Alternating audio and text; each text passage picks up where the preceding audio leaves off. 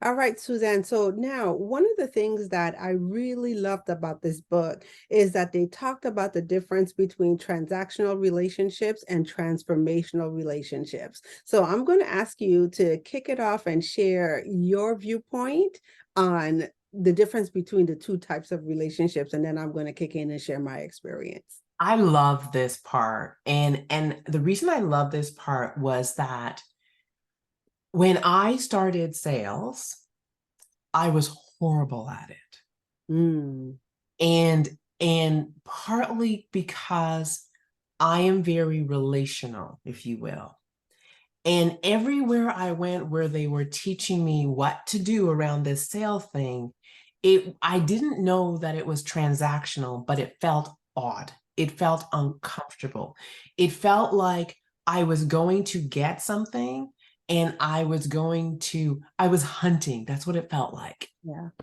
And I felt like everybody had a dollar sign on their forehead. It was so uncomfortable for me because I didn't want to be in that, I wouldn't want to be in that position myself. Hmm.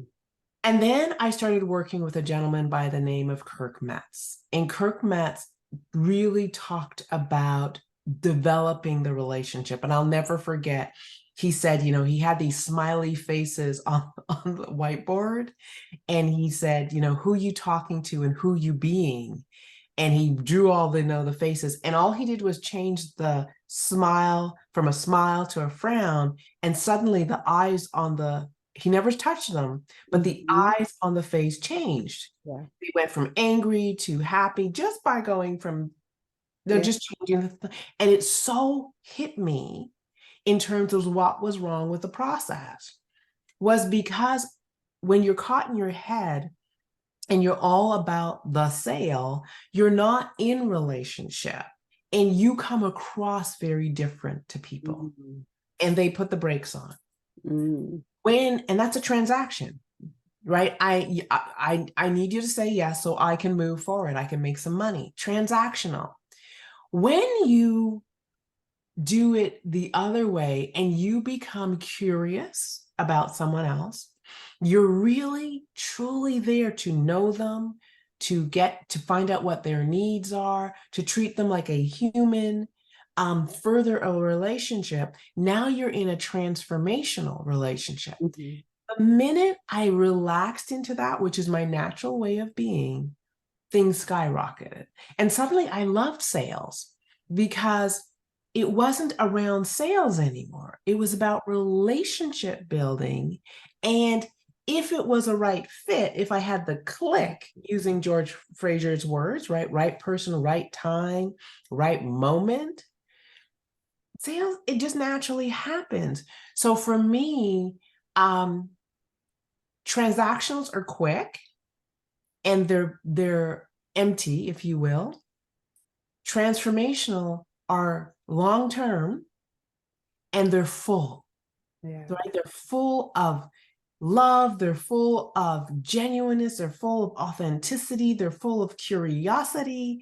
It is a different experience for you and the person. And there's a commitment to know a person. And I think when you're in a transformational relationship, you're also in the giver seat. You're Hmm. in the server seat, and you're always in that seat. And the reciprocity just naturally happens because it's that whole thing about givers gain, right? I give and I give value, and there's always a return. Yeah. I absolutely love it. So, and it's so true what you're talking about. And I think that this is one of the biggest things like people miss, and they miss it, in business, and they definitely do miss it in personal relationships. And I smile because when I read this piece in the book, it took me to the thing that I realized about business, about marketing specifically. So I sit in the space of social media and Mhm. a lot of online marketing. And so in this, part of what's required of me in my role in my business is to build Yeah. marketing campaigns. And so we do a lot of product launches, webinars, all of this stuff. And at the end of it all, what people are really looking for is the return on investment. So I'm building these campaigns, and I got this product launch, and I'm putting my products and my services out there. How many people can I enroll in my program? So they think about it transactionally. And Mhm. I've watched people get frustrated because things didn't turn out the way how they thought that they should turn out, but they miss the huge and the biggest and the most important opportunity, where I call the return on relationships. So how are you taking a look at the return on relationships? And I'm highlighting this because there are a lot of people out there who downplay this part, Oh but yeah, absolutely. they really don't understand that it's the return on your relationship, is your transformational relationships.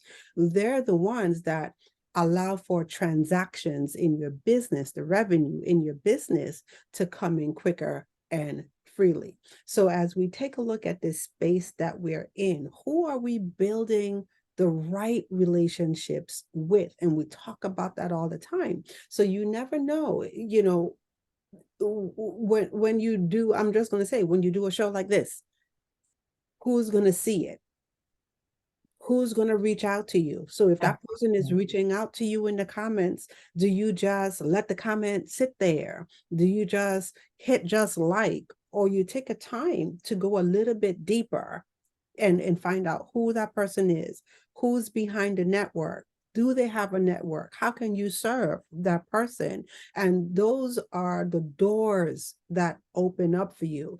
And so even when I sit and I think about you and I, our relationship and how we met, it's because of wonderful relationships. I remember I was asked to do a favor. Imagine that. I was asked to do a favor for someone, showed up happily and glad to do the favor, and that turned into a Mhm. relationship. And that relationship led me to our relationship. And then I sit and I look at all of the beautiful things that we do now between us, and then Yeah. all of the beautiful people that we have the opportunity to serve, through our relationship.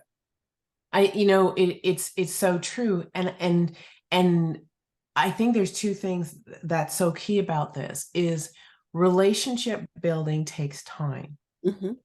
And so what I remind myself is I often get further with less relationships that I've invested time in. So, for me, the timeline of how long people stay Mhm. is different depending on the relationship they have with you. So there's a difference between someone buying a product and actually engaging in a relationship. Right. And I think transactions, I bought your product, I'm out, and I'm going to shop around to see if I can get it cheaper.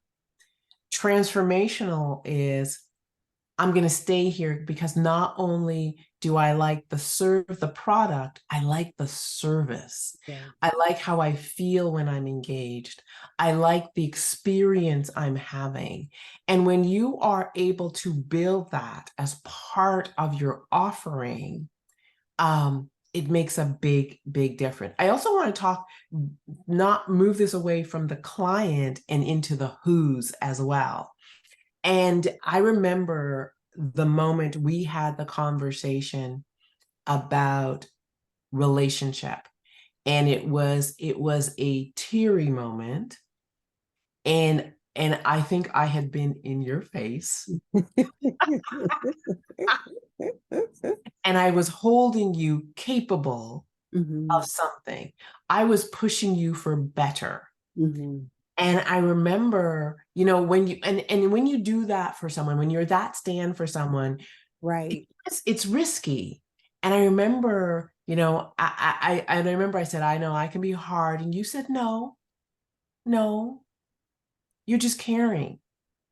And and I think and you talked about not being in having many opportunities for this type of relationship where someone is a stand for you and are willing to say the stuff and be a little Yeah. with you. Because once again, that's what it is. And so when you sit and you think about it in the business perspective that we're talking about, it is relationships. And sometimes whether it's a client, whether it's a collaborator, whoever you, people feel stuff happens and stuff is hard. And so do you just take your ball and go away and just be mad, or do you have the courage to talk about those tough things and say, well, where do we go from here? Yeah. What's the solution to, this issue or this challenge that we're facing? And unfortunately, no, not unfortunately, fortunately, because I love what you just said just a little while ago. It's not from a ton of relationships that these things, that the transformation happens and the wealth comes Hmm. from those few key relationships that you have, that you nurture very, very Yeah, well. And you absolutely. invest the time, you invest yourself, you invest what it takes, to make it work. And I have to say this, Suzanne, this was also one of the biggest learns for me in business, that once I got present to this, like everything in my Yeah. business shifted, because there's a way that I know I'm called to serve. And we talked about that on the Yeah. top of the show. Like, how do you really know what's coming up for you? Do you know where your power lies? And are you confident, strong enough, courageous enough to live inside your power? And so there's this thing that I feel when I work a certain way and I do Yeah. certain things. And I've been through instances when I've been made to feel like, oh, you need to move away from that. That doesn't work. Da da da da. Like, why do you serve in the capacity? That's my word. Why do you serve in the capacity that you do? Well, I know that when I do it that way, doors open. Yeah. And Yeah. as I was preparing for this conversation, for this show, one of the things that came up for me was, wow, my ability to serve has opened more doors for me Yeah. than my pocketbook ever could. So I've sat in spaces and places, with people, that if I had to put $1 to that, I won't be in that room. I won't be at that table. Yeah. But it's because of relationships. Well, I think what it really uh begins to look at is, and I know they highlight this in the book as well, is that you can't put a price on a relationship. And I'm saying that because how often have you had someone say yes to making dollars and put you in a compromising situation Mhm. as they're pulling in their dollars? Right. and and that's now a transactional relationship. Even if it was a transformational one when you started, you just shifted because you put money before the relationships, Right. and now you've shifted the relationship into a transactional one. And I think it is really being very selective of, is there alignment, is there value alignment, is this an alignment for my team and everybody that I collaborate with? Is this person treating Yeah. my team with respect? Every person that comes to play in our game, are they being respected, or does this person need to go? Yeah. And so you choose your collaborators and your clients in a way where everybody feels whole and complete. The collaborators feel valued for what they bring to the table. And we teach the client, the customer, how to treat us Yeah. by how we stand. And then there'll be people who are like, oh no, I'm not up to this. And you go, yeah, because you're not my divine client. You're not my fit. And that's okay. And I think, I'm going to use another George Fraser quote again. It's George's day. Don't chase money. Right. right? He goes, Excellent. don't chase money, chase excellence. And excellence is what we bring to the table. Excellence is who the people are that show up to work with us and to collaborate with us. And when you do that, money will follow you. Mhm. It is the reward for giving more value than you think, than the person expects, is that paying for your service becomes easy. Yeah. Paying for your service becomes simple. And so it's those sorts of things. And I have a tradesperson that I'm working with right now. And it's been someone who's worked with me for a while. However, how he engages with me and the value that is being brought to the table is not what it used to be. Mm. So I'm in the process of shopping Mm. because to me, the person got comfortable and now I'm just a transaction. Mm. And I'll tell people, if you know me, I am loyal. Yeah. Like my hairdresser will tell you, I travel, I drive because she's been the person doing my hair for a long time. The relationships. Because I love how she treats me. I love how she makes me feel. I love how she engages me. Julie Color and Soul, girlfriend, is in Washington, D.C. That's where I get my makeup. Why?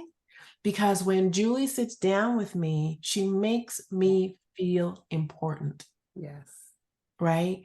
And so I am loyal to that relationship. And yes, I got to pay sometimes duty to get my stuff. Yeah. I'll pay it, right? And she's loyal to me Mm-hmm. as a Mm-hmm. result. So that's the stuff we're talking about. Absolutely. Whew. I told you this was going to be a great conversation. So now we're going to switch gears a little bit, and I'm going to ask you, Suzanne. So, how easy was this to implement for you? When I got the concept, and I got it when I was reading Power of Focus, Mm-hmm. at first, the first thing that came up for me was the money conversation. Oh my gosh, I don't have the money. How am I going to do this? But I kept going back to the math he did, Mm-hmm. right? 250, $30. And I think at that time it was $15 for a cleaning woman. So 250, $15, 250, $15. And all I kept asking myself was what imagine what I could do at that time. So I held my breath and I implemented it. Mm-hmm. And then I got creative because I realized that not all who's come with a price tag. Mm-hmm. And so I started going, okay, well, my children can do these things and I can reward them with this thing called allowance because they were getting it anyway. My Right. in-laws had time and they were willing to freely give it. I was just not in the receiving mode. I wanted everybody to hear that Mm-hmm. because I had pride in the way. So I need to do everything myself. I need to look good. I need to look like I was juggling everything on the planet so everybody could go, oh, look how hard Suzanne's working. Oh my gosh, she's amazing. I don't know how she does that. Forget that. That's just ego. Mm-hmm. So once I got those things in check, my ego, my willingness to receive, and that money conversation underway, and it took that to get me to the yes. Once I got to the yes, Taria, and I experienced it, it was game on. I was like, okay, I am just going to run in my lane. And when you met me, I was like, Taria, I do one thing.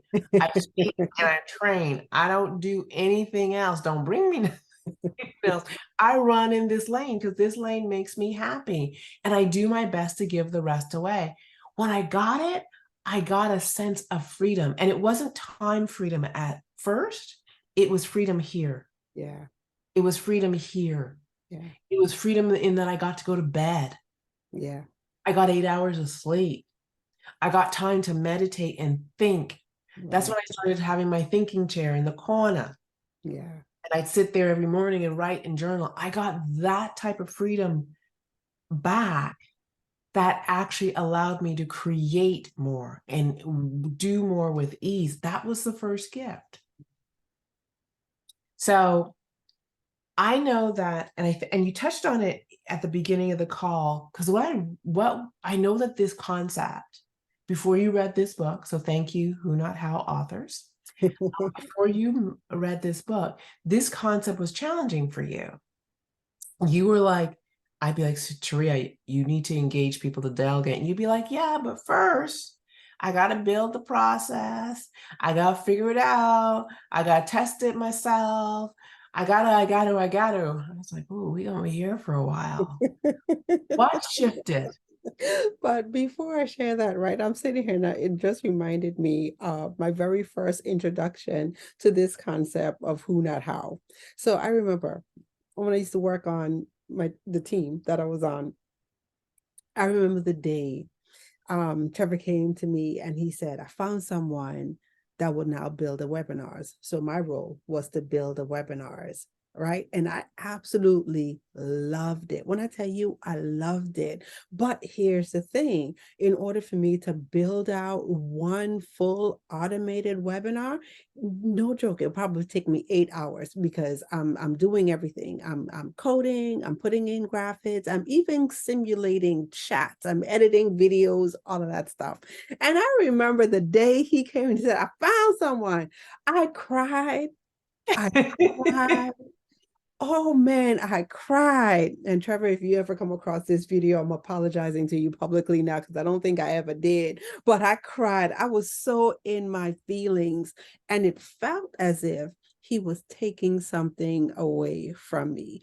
And Mhm. I internalized it to, you don't like me no more. You don't want me to be on the team no more. You don't appreciate me. Right, and I failed, and I attached a whole bunch of stuff to it. And he was just like, girl, I see you over there 8 hours on a webinar. We got stuff to do. What are you doing? Speed it up. And so I at that time didn't fully appreciate the concept. Now, I think what happened for me as I continue to journey is the things that I didn't know how to do, or the things that I didn't like to do. Like I tell people, graphics is not one of the things that I'm good at. I can't draw a crooked line. So Mhm. you won't see me in Canva trying to do anything because my color coordination, all that stuff is not there. I'm be honest, it's not my thing. So things like that have become very easy for Mm. me to let go. The challenge becomes with the things that I'm interested in, the things that I like, oh, I want to go learn this and do this. And recently I had an experience as we're expanding our footprint for the influencer's journey. There's a lot of things that I'm like, oh, this is good. I want to do this, and this is how we could grow and do this and implement and everything. And then one day I just sat down and I'm like, this is a lot. Like I laid it out. I'm like, there's a lot of stuff. Mhm. Who gonna do this? And And you know she's not looking at Suzanne. ah, who gonna do all this stuff? And then I looked at all the stuff that I had laid out, planned for me to do, personal wise. I was like, oh, that's a lot of time. Let me go find someone. And it so happens that this book was a catalyst for that. And the biggest thing in this book, like I said, was, Taria, you own the vision. As the leader, you own Wow. the vision, and you communicate the goals. And then you have the checkpoints and the benchmarks of the things that you want to see happen. So, you just have to go find, that who. And I have to tell you, it was scary, but yet liberating. I do believe that same week, I went ahead and I said, oh, I found a who. And I remember calling you, Suzanne, I found somebody, da da da. And she was like, oh, well, was you gonna tell me? But I was just like, the whole point of the exercise for me was that I did it. Absolutely. And it didn't take me months to overturn it and overhaul it and try to figure things out.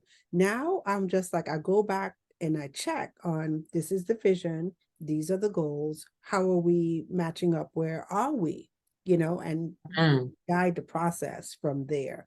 And so it's just like, well, wow, this is what it really and truly is like moving to that point quicker.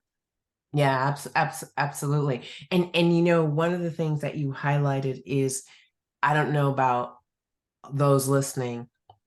Uh, I'm good at many things. You're good at many things. And I think everybody will find that they've got these things that they're very good at. And just because you're good at a whole bunch of things doesn't mean you're meant to do a whole bunch of things. And so for me, it's really controlling those squirrel moments, Right. controlling those, ooh, that's interesting. Let me go explore this. And what you're saying is, and we have these conversations all the time. We've casted a vision and Hmm. we set some goals. And every now and then somebody will come and say, I have an idea. And I'll go, it's not aligned with the vision or the goal. So put it in the parking lot. And it's not that I'm not interested. It is, we've set a vision, we've casted a vision, and we've set goals. And part of it is I'm keeping me in check Right. because I am squirrel brain. Like, Right. people think I'm very structured. I am structured just purely out of survival, because this brain, if not kept with the rails on, I will go off the rails. Yeah. And so it's really being like, make the main thing for this season, and then evaluate, because that's how you move forward. How often do people, they got the main thing, but then they're down this rabbit hole, they're down that rabbit hole, they're down that rabbit hole, and they never get to complete. And I am a person, it's all about completion, because I get to celebrate. Yeah. And there's a thing about completion that feels so dang good. And completion is also forward moving. Yeah. So awesome. I love this topic. I love it. And I'm thinking of people that, oh, I'm going to send this call to, Yeah. send Yeah. this topic to, because it's really a place of struggle for Right. many of us entrepreneurs and many people in general. Yeah. Yeah. And it ties back into what we were talking about on our last episode. So when we take a look at what it truly takes to build a business, this is the second part. So you took a look at your pathway and your process. Now you need the people. Yeah, the Okay. who's. And yeah, the who's. And so if you're busy doing everything yourself, my dear, you don't have a business, you have a mess. So Trust us. We know. So Tria, what is the quote for today? I like this quote. Yeah, I love it too. And I lit up. I think I wrote this down in my journal, circled it, colored it in. Now that I have time freedom, I could do that. So it's time. Today is my everything by Dan Sullivan. And And no, it, I just love the acronym. So, if you break it down, today is my everything. It has such impact. yeah, and I think the biggest thing for me when I read this, and I was just like, wow, there's no better way to say living a life truly on purpose. That's right. When you That's take a look at, today is my everything. So what am I going to do with the hours in my day? How am I going to make the time that I have truly matter? And I think what's beautiful about this acronym is, today is my everything. I'm going to add, because tomorrow's not promised. Mm-hmm. And so live today 100%, make it count, make it juicy. Don't put off the things you love thinking you got next year. It's now o'clock. Yeah, It's time. yeah.